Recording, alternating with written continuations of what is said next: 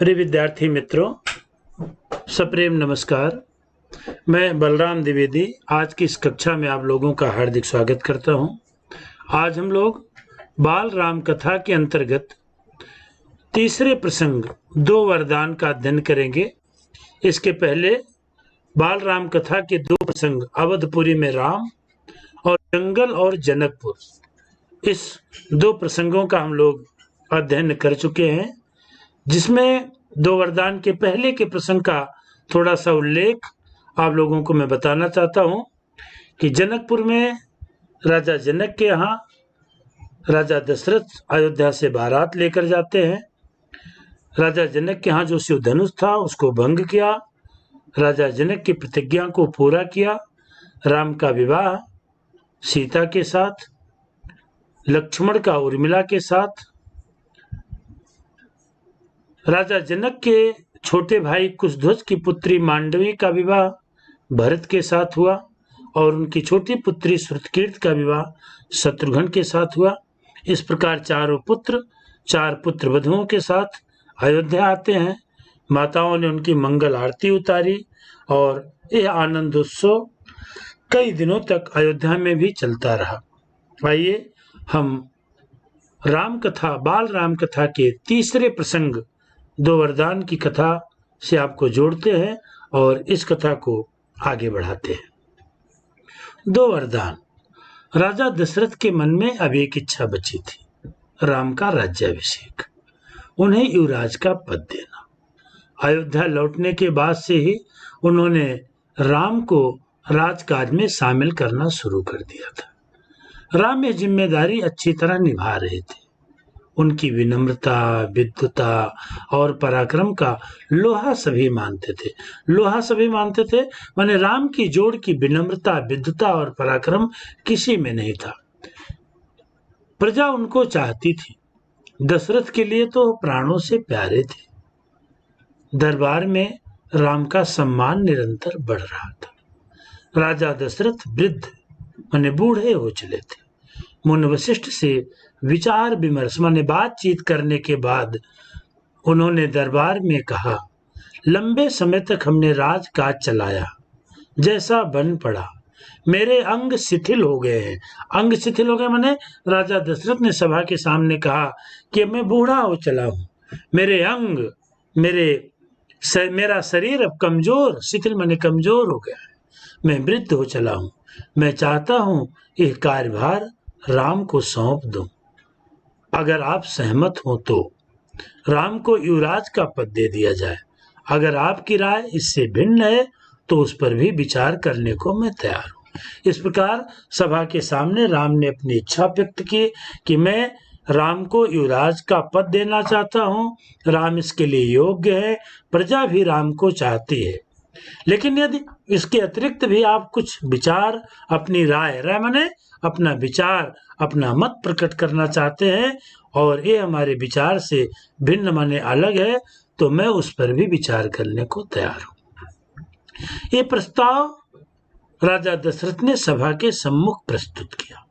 सभा ने तुमुल ध्वन माने हर्ष ध्वन, तालियां बजा करके तुमुल ध्वन से राजा दशरथ के प्रस्ताव का स्वागत किया। राम की जयकार होने लगी। दशरथ थोड़ी देर तक सुनते रहे। संतोष के साथ उन्होंने कहा, शुभ कार्य में देरी नहीं होनी चाहिए। मेरी इच्छा है कि राम का राज्याभिषेक कल सुबह कर दिया जाए। प्रिय विद्यार्थी मित्रों, आप लोग देखते हैं कि ये डबल इन्वर्टेड कामा में जो वाक्य दिए गए हैं, ये विशेष कथन है। ऐसे कई प्रसंग आते हैं जब वो डबल इन्वर्टेड कामा में दिया जाता है तो उसका मतलब होता है कि वो विशेष कथन है। तो राजा दशरथ ने कहा कि शुभ कार्य में देरी नहीं होनी चाहिए। मेरी इच्छा है कि राम का राज्याभिषेक कल सुबह कर दिया जाए। यह समाचार पलक झपकते ही माने थोड़ी ही देर में पूरे नगर माने पूरे अयोध्या में फैल गया। हर जगह बस यही चर्चा थी, एक ही बातचीत, राज्याभिषेक की तैयारियां शुरू हो गई। तो राम के राज्याभिषेक की तैयारी शुरू हो गई। पूरी सभा ने राजा दशरथ के प्रस्ताव का, राजा दशरथ ने जो बात कही राम के युवराज पद देने की पूरी सभा ने उसका स्वागत किया। भरत और शत्रुघ्न उस समय अयोध्या में नहीं थे। वो अपने नाना माने नाना के घर कैके राज ननिहाल में थे। ननिहाल माने नाना के घर। भरत का ननिहाल कैके राज था और कैके राज की ही राजकन्या होने के कारण भरत की मां का नाम कैकेयी था। तो कैके राज के यहाँ गए हुए थे भरत और उनके साथ शत्रुघ्न भी गए थे। भरत जब अयोध्या लौटने की बात करते तो भरत के नाना उन्हें रोक लेते। भरत को अयोध्या की घटनाओं की सूचना नहीं थी। अयोध्या में क्या घटित हो रहा है इसकी जानकारी, इसकी सूचना भरत को नहीं थी। उन्हें अपने पिता के निर्णय के संबंध में नहीं पता था। कौन सा निर्णय?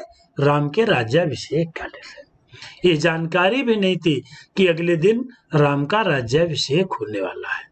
कैके से एक दिन में भरत और शत्रुघ्न का आना संभव नहीं था। अयोध्या से कौशल देश से दूर कैके राज था, इसलिए कैके राज से एक दिन में भरत और शत्रुघ्न का आना, अयोध्या आना, ये असंभव सा था। राजा दशरथ ने इस संबंध में राम से चर्चा की। राजा दशरथ ने राम से भी चर्चा की, बात की। कहा कि भरत यहाँ नहीं है, मैं चाहता हूं कि राज्याभिषेक का कार्यक्रम ना रोका जाए। उन्होंने राम से कहा, जनता ने तुम्हें अपना राजा चुना है, तुम राजधर्म ने राजा के धर्म का पालन करना, प्रजा की रक्षा करना, कुल की मर्यादा, रघुकुल, बार बार कुल शब्द आता है। कुल माने परिवार। जिस कुल में दशरथ का जन्म हुआ, रघुकुल, रघु उनके पूर्वज, तो रघुकुल की मर्यादा, वही मर्यादा बार बार जिसका उल्लेख आपकी कथा प्रसंगों में मैं आपके सामने कर चुका हूं, प्राण जाए पर वचन न जाए। तो राजा दशरथ ने अपने ज्येष्ठ पुत्र राम को कुल की मर्यादा की रक्षा का बोध कराया, उनको उसका ज्ञान दिया कि राजधर्म का पालन करना, कुल की मर्यादा की रक्षा अब तुम्हारे हाथ में है। राज्याभिषेक की तैयारियां रानी कैकेयी की दासी ने भी देखी, मंथरा ने। मंथरा रानी कैकेयी की दासी का नाम। राजा दशरथ की सबसे छोटी रानी कैकेयी और कैकेयी की जो दासी थी, सेविका थी, उसका नाम मंथरा था। राम के राज्याभिषेक की तैयारियां मंथरा ने भी देखा। शुरू से उसे इस चहल पहल माने जो उत्सव था, उसका वो कारण समझ में नहीं आया। उसने इसे कोई अन्य अनुष्ठान समझा। इतनी रौनक, इतनी सजावट, इतना वैभव, ऐसा कुछ उसने अन्य अनुष्ठानों में नहीं देखा था। उसे आश्चर्य हुआ। फिर उसने रानी कौशल्या की दासी से पूछा।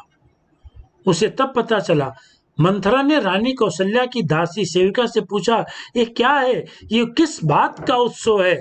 तो मंथरा को पता चला, कल राम का राज्याभिषेक होने वाला है, ये उत्सव उसी के लिए है। तो मंथरा को राम के राज्याभिषेक की सूचना किससे मिली? रानी कौशल्या की दासी से। ये उत्सव उसी के लिए है। इस प्रकार से मंथरा ने भी ये सब देखा। मंथरा जल भून गई। राम के राज्याभिषेक के उत्सव की तैयारी को देख करके वो जल भून गई, माने वो ईर्ष्या में पीड़ित हो गई, ईर्ष्या से जल गई। राम का राज्याभिषेक उसे षड्यंत्र माने धोखा लगा, कैकेयी के विरुद्ध। ये कैकेयी की दासी थी। वो कैकेयी माने मंथरा कैकेयी की दासी थी। बचपन से कैकेयी का हित, वो कैकेयी का मंगल उसके लिए सर्वोपर माने सबसे ऊंचा था। मंथरा उसे अपना हित मानती थी। वो कैकेयी की मुंह लगी माने बड़बोली दासी थी। बचपन से ही कैकेयी की वो दासी थी, तो कैकेयी की वो मुंह लगी माने उसके दासी थी, लेकिन निडर थी।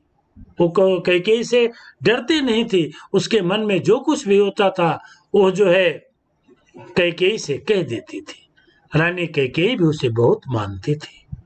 क्रोध से आग बबूला माने क्रोध से, एकदम क्रोध से भरी हुई मंथरा रनिवास माने रानियों के रहने का महल, जहां कैकेयी रहती थी, उसकी ओर भागी। सीधे कैकेयी के कक्ष में वो हाँफ रही थी। क्रोध से चेहरा लाल था। भागने के कारण मंथरा की सांस उखड़ रही थी। उसने रानी कैकेयी को सोते हुए देखा। किसी तरह स्वयं को संभालते हुए मंथरा ने कहा, अरे मूर्ख रानी, उठ, तेरे ऊपर भयानक विपदा आने वाली है। विपदा माने विपत्ति, दुख का समय आने वाला है। मंथरा ने रानी कैकेयी को संबोधित करते कहा, अरे मूर्ख रानी, उठ, तेरे ऊपर भयानक माने बहुत बड़ी विपत्ति आने वाली है। ये समय सोने का नहीं है, होश में आओ, विपत्ति का पहाड़ टूटे इससे पहले जाग जाओ। रानी कैकेयी नींद से चौंक कर उठी। उन्हें मंथरा की बात समझ में नहीं आई। क्या बात है, तुम इतनी घबराई क्यों हो? रानी कैकेयी ने मंथरा से पूछा। मंथरा, तुम इतनी घबराई क्यों हो? सब कुशल तो है? उन्होंने पूछा। उन्होंने माने रानी कैकेयी ने मंथरा से पूछा। कैसा कुशल, कैसा मंगल, सब अमंगल होने वाला है, तुम्हारे सुखों का अंत। रानी कैकेयी ने जब मंथरा से पूछा कि मंथरा, तुम इतनी क्यों घबराई हो, सब कुशल तो है? तो कैकेयी की बात को सुन करके मंथरा ने कहा, कैसा कुशल, कैसा मंगल, सब अमंगल माने सब अनर्थ होने वाला है, तुम्हारे सुखों का अंत।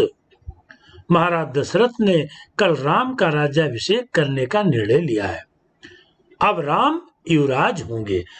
मंथरा ने कैकेयी को सूचना दी कि महाराज दशरथ ने कल राम के राज्याभिषेक करने का निर्णय लिया है।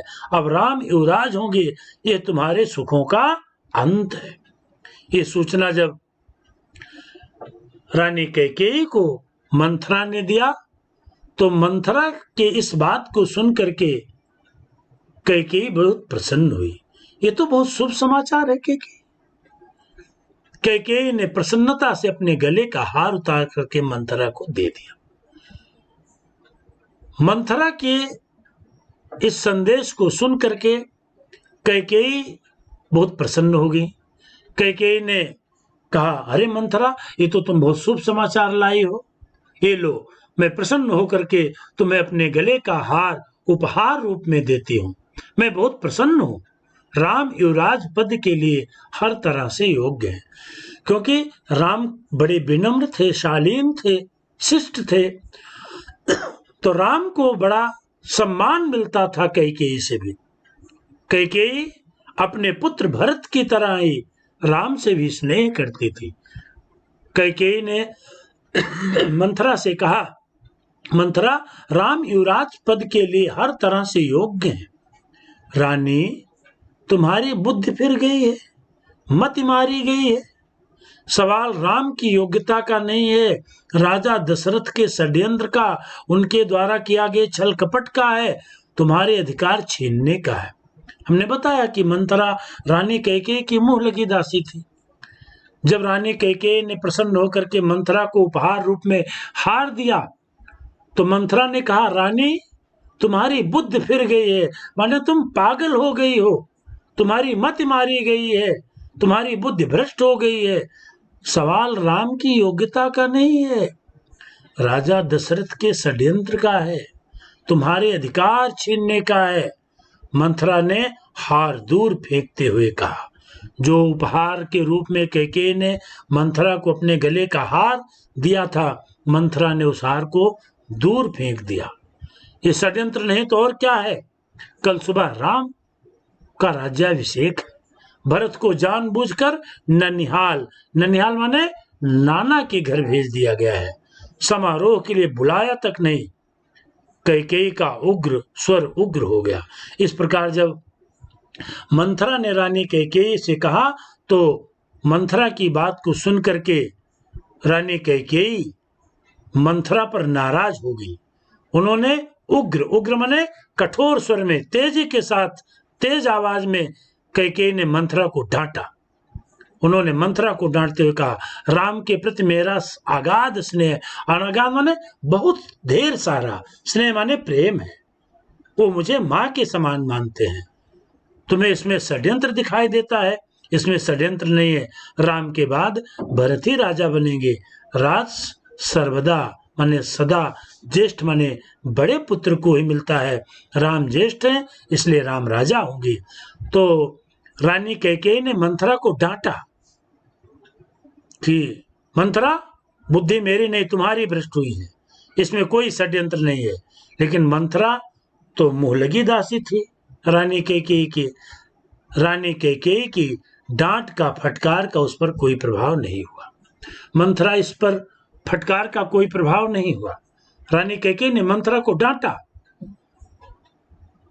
कहा इसमें कोई षड्यंत्र नहीं है, मेरा राम इसके योग्य है, वो मुझे माँ के समान प्यार करता है और मैं भी उस पर अगाध स्नेह करती हूँ। मंथरा पर इस फटकार का रानी कैकेयी ने जो डांटा, फटकार मैंने डांटा, मंथरा पर उस पर कोई प्रभाव नहीं हुआ। उसके लिए यह दशरथ का षड्यंत्र था। वो रानी कैकेयी के पलंग पर बैठ गई, उनके बहुत निकट। कैकेयी के चेहरे की ओर देखते हुए इसने कहा, तुम बहुत भोली हो रानी, नादान हो, नादान ना समझ हो। तुम्हें आसन, आसन माने तुम्हारे निकट आया हुआ संकट नहीं दिखता?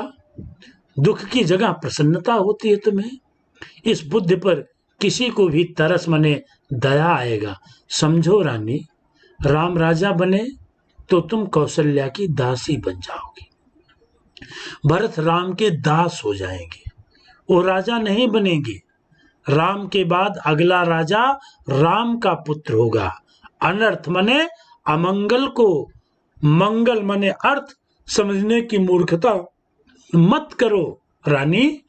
राम को राज मिला तो वे भरत को देश निकाला, मने अयोध्या देश से निकाल देंगे, वे भरत को दंड देंगे, सजा देंगे। इस तिरस्कार माने अपमान से भरत की रक्षा करो रानी। कोई ऐसा उपाय करो कि राजगद्दी भरत को मिले और राम को जंगल भेज दिया जाए। इस प्रकार मंथरा ने रानी कैकेयी को भड़काया, रानी कैकेयी की बुद्धि को पलटने का पूरा पूरा प्रयास किया। उसने तरह तरह के तर्क दिए। अब इस तरह से जब मंथरा ने रानी कैकेयी के सामने तर्क दिया कि राजा जब राम होंगे तो भरत उनके दास माने गुलाम हो जाएंगे और कौशल्या जो है तुम उनकी दासी बन जाओगी कौशल्या की, तो इस तरह से भरत को दंडित किया जाएगा। इस तिरस्कार अपमान से तुम भरत की रक्षा करो, कोई उपाय करो जिससे राजगद्दी भरत को मिल जाए और राम को जंगल भेज दिया जाए।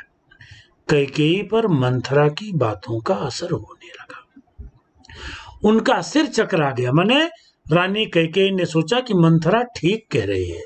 वो पलंग से उठी तो पांव सीधे नहीं पड़े, आंखों में आंसू थे, मन भारी हो गया। प्रसन्नता की जगह अव्यक्त क्रोध। रानी कैकेयी तो पहले राम के राज्याभिषेक का समाचार सुनकर के प्रसन्न हो गई थी, लेकिन जब मंथरा ने रानी कैकेयी को तरह तरह का तर्क देकर के उदाहरण दिया तो रानी कैकेयी की बुद्धि पलट गई।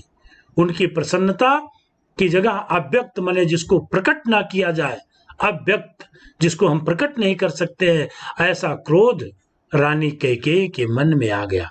मंथरा के तर्कों में उन्हें सच्चाई दिखने लगी। मंथरा ने जो तरह तरह के तर्क दिए उसमें लगा कैकेयी को कि मंथरा सच कह रही है। मंथरा से रानी कैकेयी ने कहा, तुम्हें बताओ मैं क्या करूं? कैकेयी ने आंसू पूछते हुए मंथरा से कहा। मंथरा पलंग से उठी, कैकेयी के पास जाकर खड़ी हो गई। उसने कहा, याद करो रानी, महाराज दशरथ ने तुम्हें 2 वरदान दिए थे। दशरथ से अपना वचन पूरा करने को कहो। एक से भरत के लिए राजगद्दी मांग लो, दूसरे से राम को 14 वर्ष का वनवास। मंथरा ने रानी कैकेयी को राजा दशरथ के द्वारा दिए गए 2 वरदान का जिक्र किया। रानी कैकेयी को उन 2 वरदानों का स्मरण कराया, याद कराया। एक प्रसंग है रामायण में, राम कथा में। महाराज दशरथ ने देवासुर संग्राम में, जब देवों का और असुरों का संग्राम हुआ तो देवताओं के पक्ष में युद्ध करने के लिए राजा दशरथ भी देवासुर संग्राम में गए थे। उस समय रानी कैकेयी भी युद्ध क्षेत्र में राजा दशरथ के साथ गई थी। रानी कैकेयी को दुर्वासा ऋषि का वरदान प्राप्त था, जिससे उनका हाथ वज्र के समान कठोर हो गया था। युद्ध क्षेत्र में जब देवासुर संग्राम में राजा दशरथ पर संकट आया था तो उस समय रानी कैकेयी ने अपनी वीरता और पराक्रम से राजा दशरथ के प्राणों की रक्षा की थी। प्रिय विद्यार्थियों, उसी प्रसंग का उल्लेख मंथरा ने कैकेयी को कराया कि रानी, याद करो देवासुर संग्राम, राजा दशरथ ने तुम्हें 2 वरदान दिए थे। तो रानी कैकेयी की वीरता से प्रसन्न होकर के राजा दशरथ ने 2 वरदान दिए थे रानी को, कैकेयी को। तो रानी कैकेयी ने वो वरदान उस समय नहीं मांगे थे। रानी कैकेयी तो राजा दशरथ की प्रिय रानी थी। उन्होंने कहा था कि समय आने पर मांग लोगे। आज मंथरा ने उन्हीं 2 वरदानों का स्मरण दिलाया कैकेयी को और कहा, रानी, दशरथ से अपना वचन, अपना वादा, माने वो 2 वरदान पूरा करने के लिए कहो। एक से भरत के लिए राजगद्दी मांगो और दूसरे से राम को 14 वर्ष का वनवास। कैकेयी का चेहरा तमतमाया, माने गुस्से से लाल हुआ था। उन्हें मंथरा की बात ठीक लगी। उसके मन में एक प्रश्न अब भी था, ये बात दशरथ से कहे कैसे? उन्हें रनिवास बुलवाएं या प्रतीक्षा माने इंतजार करे? मंथरा ने कैकेयी के मन की बात भांप ली माने जान ली। उसने कहा, तुम मैले माने गंदे कपड़े पहन करके कोप भवन माने उस भवन में चले जाओ जहां गुस्सा करके जाया जाता है। चले जाओ, महाराज दशरथ आए तो उनकी ओर मत देखो, उनसे बात मत करो। तुम उनकी प्रिय रानी हो, तुम्हारा दुख देख नहीं पाएंगे। बस उसी समय तुम उन्हें पिछली बात याद दिलाना, दोनों वचन मांग लेना, मैं ऐसा ही करूंगी। इस प्रकार उपाय भी बताया मंथरा ने रानी कैकेयी को कि तुम रनिवास में चली जाओ, गंदे मैले कपड़े पहन लो, अपने आभूषण सब उतार करके फेंक दो। राजा दशरथ जब आएंगे तो गुस्से में रहना, उनसे बात मत करना, और राजा दशरथ की तुम सबसे प्रिय रानी हो। प्रिय विद्यार्थी मित्रों, राजा दशरथ अपनी तीनों रानियों को प्रेम करते थे, लेकिन छोटी रानी कैकेयी उनको ज्यादा प्रिय थी, और तुम्हारा ये दुख देख नहीं पाएंगे, ऐसा उपाय बताया मंथरा ने। बस उसी समय तुम उन्हें पिछली बात याद दिलाना। कौन सी बात? जैसा अभी हमने प्रसंग बताया, वही देवासुर संग्राम के 2 वरदान जो राजा दशरथ ने कैकेयी को दिए थे। दोनों वचन मांग लेना, मैं ऐसा ही करूंगी। रानी कैकेयी पर मंथरा की बात का पूरा प्रभाव पड़ा, पूरा असर पड़ गया। मैं ऐसा ही करूंगी, महाराज का षड्यंत्र सफल नहीं होने दूंगी। मंथरा का लक्ष्य पूरा हो गया था। चलते चलते उसने रानी कैकेयी से कहा, राम के लिए 14 वर्ष से कम वनवास मत मांगना। भरत इससे इतने समय में राजकाज संभाल लेंगे। जब तक राम लौटेंगे लोग उन्हें भूल चुके होंगे। अब जल्दी करो रानी, समय बहुत कम है। रानी कैकेयी कोप भवन में चली गई और मंथरा रनिवास से निकल करके अपने कक्ष में चली गई। दिन भर की गहमा गहमी के बाद आइए कथा को आगे सुनते हैं, समझते हैं। दिन भर राजा दशरथ राम के राज्याभिषेक की तैयारी में बहुत व्यस्त थे। गहमा गहमी माने दिन भर की व्यस्तता के बाद महाराज दशरथ को रानियों की याद आई। तुरंत रनिवास की ओर चल पड़े, उन्हें शुभ समाचार देने।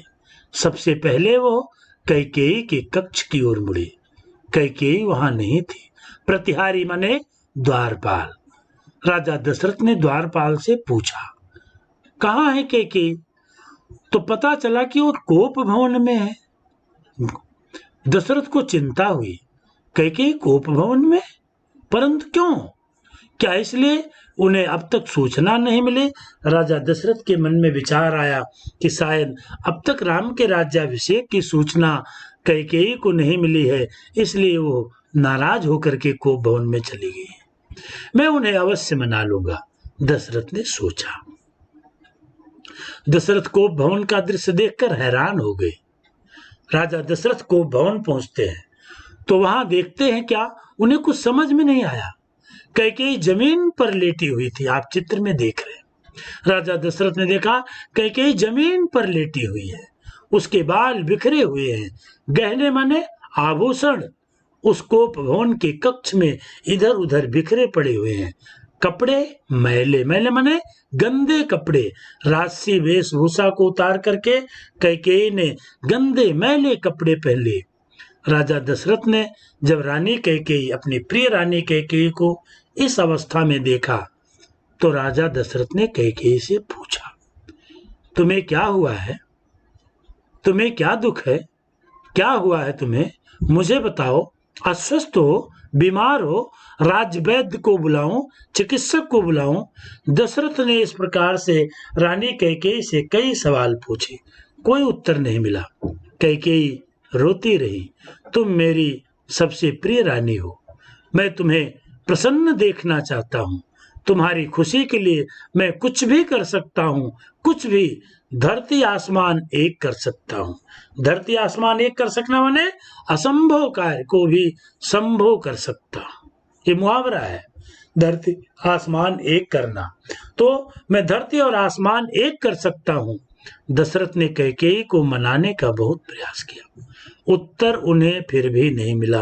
राजा दशरथ कैकेयी के सामने कई प्रश्न करते रहे, लेकिन रानी कैकेयी गुस्से में राजा दशरथ की किसी भी प्रश्न का उत्तर उन्हें नहीं दिया।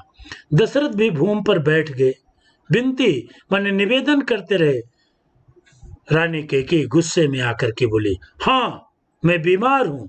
कैकेयी ने कहा, मैं अपनी बीमारी के संबंध में आपको बताऊंगी, लेकिन पहले आप एक वचन दें, आप मुझे एक वादा करें मुझसे, मैं जो मांगू उसे पूरा करेंगे।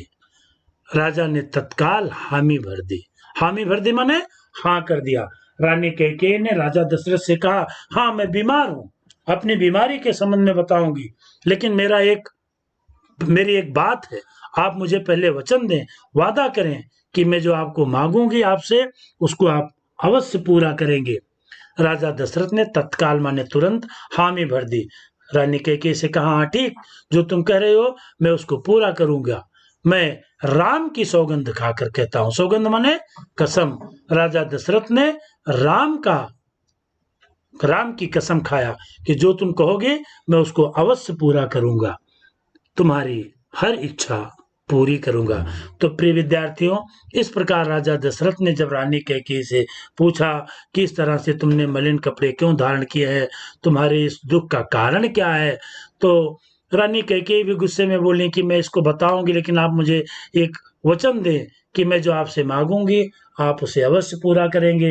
राजा दशरथ ने रानी कैकेयी की बात को स्वीकार किया, हाँ कह दी, और राजा दशरथ ने अपने सबसे प्रिय पुत्र राम की सौगंध, राम की कसम खाई कि तुम्हारी हर इच्छा मैं पूरी करूंगा। महाराज दशरथ ने राम की सौगंध ली तो कैकेयी उठकर बैठ गई।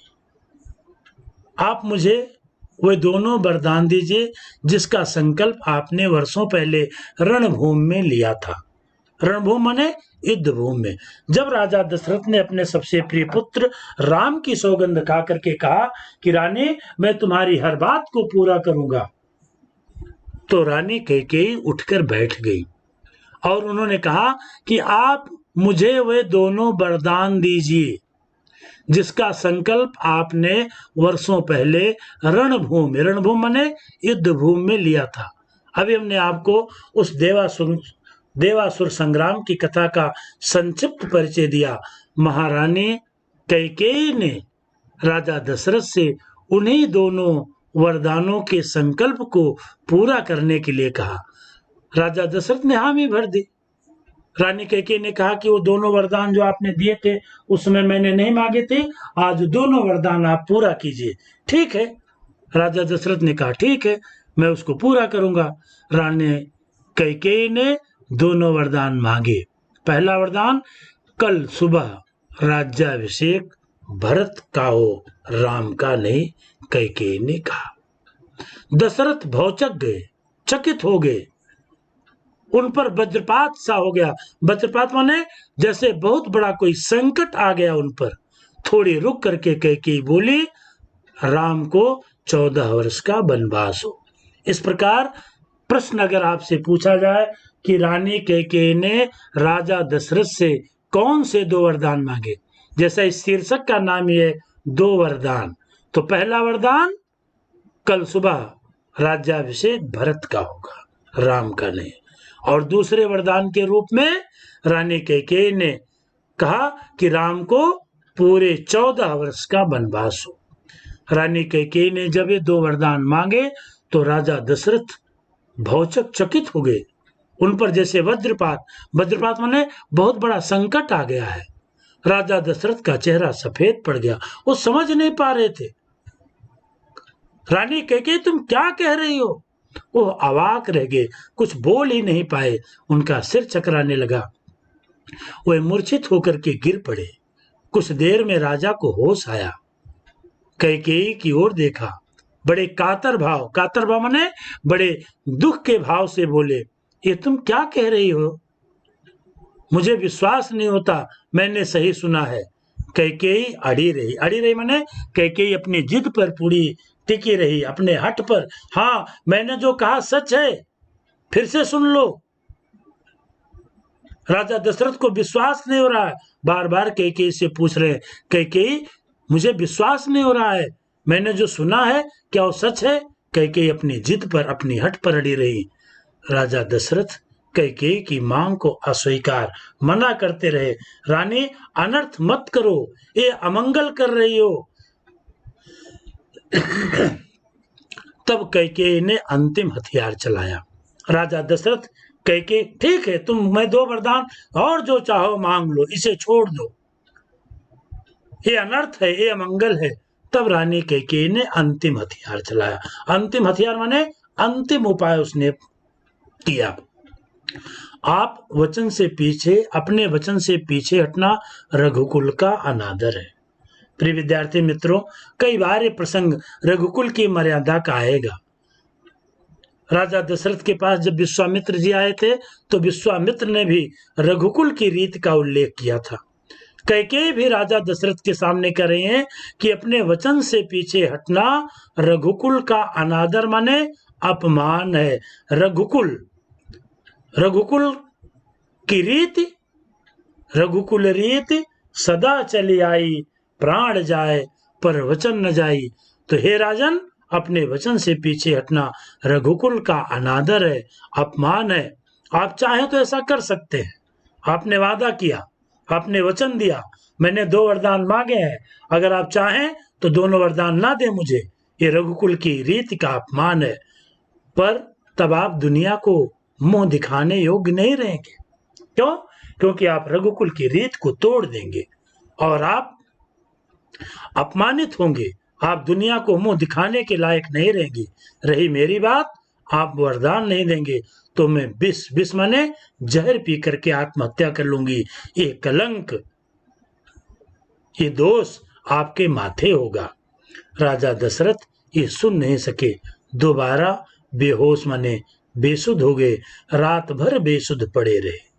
बीच बीच में जब उनको होश आता तो कैकेयी को समझाते, कैकेयी इस अनर्थ से अपने आप को बचाओ, रघुकुल को बचाओ। गिड़गिड़ाते मने उससे निवेदन करते, विनती करते, धमकाते, डराते, पर कैकेयी टस से मस नहीं हुई माने अपनी जिद पर अड़ी रही।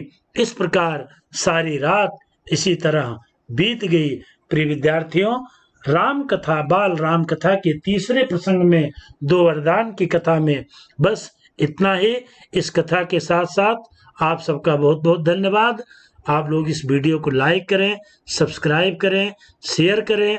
अगले प्रसंग के साथ हम आपको जब मिलेंगे तब इसके आगे की कथा को विस्तार के साथ आपको बताएंगे।